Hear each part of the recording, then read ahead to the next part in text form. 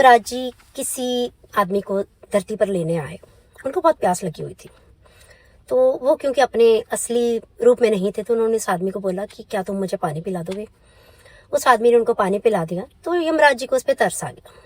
तो यमराज जी ने उसे लोगों के कर्मों की किताब दी और उसको बोला कि मैं यमराज हूँ, और क्योंकि मैं तुम्हें लेने आया था और तुमने मुझे पानी पिलाया है, तो ये आसपास के लोगों के कर्मों की किताब है, इसमें तुम्हारा भी नाम है। तुम अपने पन्ने पर, तुम्हारे पास 5 मिनट है, जो भी लिखना चाहते हो लिख दो, मैं उसको पूरा कर दूंगा। उस आदमी ने किताब पकड़ी, सबसे पहला पन्ना निकाला, उस पर उसके पड़ोसी का नाम था और उसमें लिखा था कि इसको अपनी लाइफ में बहुत सक्सेस मिलने वाला है और बहुत जल्दी इसकी प्रमोशन होने वाली है। तो उसने बोला नहीं, इसको कैसे प्रमोशन मिल सकती है, मुझे तो मिली नहीं थी। फिर वो दूसरे पन्ने पे गया, तो वहाँ लिखा था, उसके किसी रिश्तेदार का नाम था, उसमें लिखा था कि ये बहुत जल्दी विदेश में सेट हो जाएगा।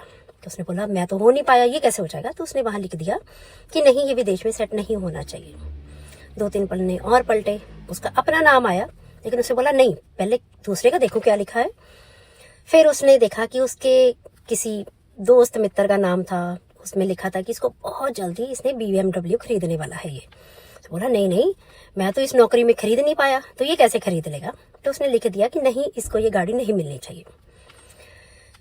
इतने में ही यमराज जी ने वो किताब वापस ले ली। उन्होंने बोला तुम्हारे 5 मिनट पूरे हो चुके हैं।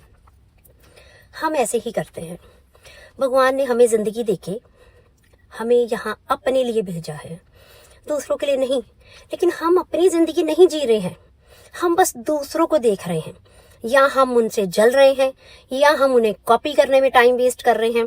लेकिन जो हमारा अपना है, जो हम हैं, हम उसके बारे में तो सोच ही नहीं रहे हैं।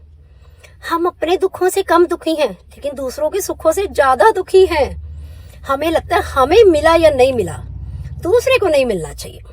अरे भाई, कितनी बार बताया है, जो जिसकी किस्मत में जो है उसको मिल ही जाना है, जो किस्मत में नहीं है वो नहीं मिलेगा।